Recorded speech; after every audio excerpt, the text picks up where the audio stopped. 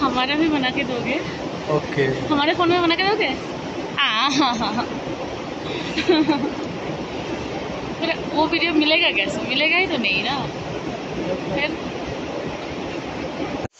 यसलाई एउटा ट्र्याक आधार भनेर बनाएर हामी मान्छे तल झारिरहेछ। एउटा नदी भएको हुनाले हामीलाई सजिलो भएको छ नदीको साइडबाट एउटा ट्र्याक बनाएर हिँड्नलाई।